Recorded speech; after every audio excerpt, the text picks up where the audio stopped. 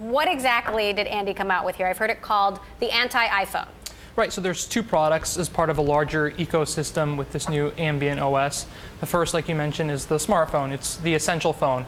Why is it an anti-iPhone? I think because you can install pretty much any app on it.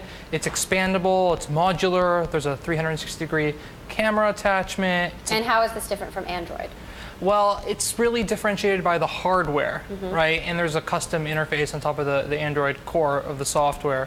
The hardware is really nice. It has titanium edges, it has a ceramic back, comes in 4 cool-looking colors. There's a gold one. You've seen that before with the iPhone. Pretty much every phone these days, there's a gold, white, and black and gray color option.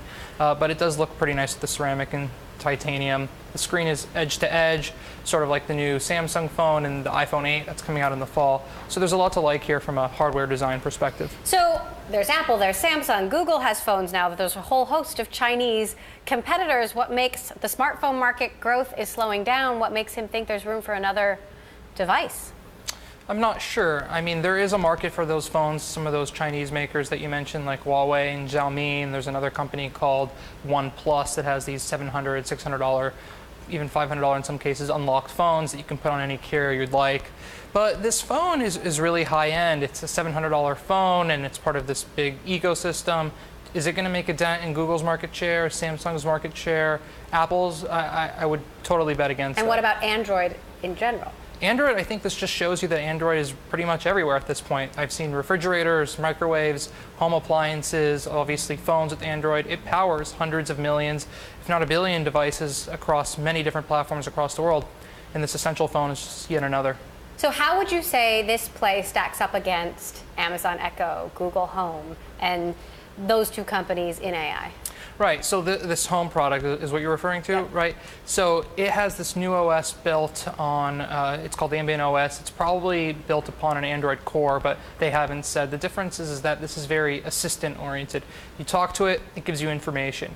It's very small, like the Echo Dot, so it doesn't have big speakers, which is a big differentiator from the Amazon Echo, the bigger one, as well as the Google Home, which do have pretty loud speakers, something we understand that Apple's looking into as well for its home device. Now talk to me about this setup, because it automatically introduces itself to existing devices, correct? And supposedly makes for an easier setup, which is one of the huge problems and why people don't connect their homes to begin with, because it is such a headache to get everything online. Right. I mean, I can't speak to how easy the setup is because I haven't tried it yet, and they haven't said when it's going to come out. Probably later in the summer, definitely after the phone is what I'm gleaning from looking at their website. But it's promising to have all sorts of integrations with HomeKit and other platforms for smart home devices. So it would make sense that you could pretty much set it up with a snap, pretty much probably from the interface as well. So how optimistic are you about it?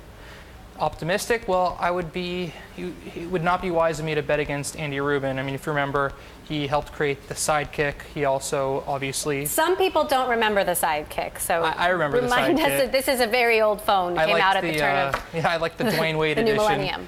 with the basketball stuff on the Sidekick. So yeah, the Sidekick was extraordinarily popular.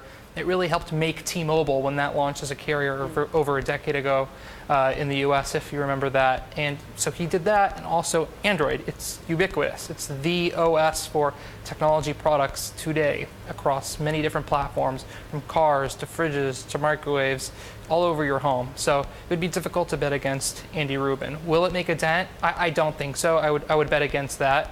But it seems like there is room for another hardware player to make premium devices, and that's what he's doing.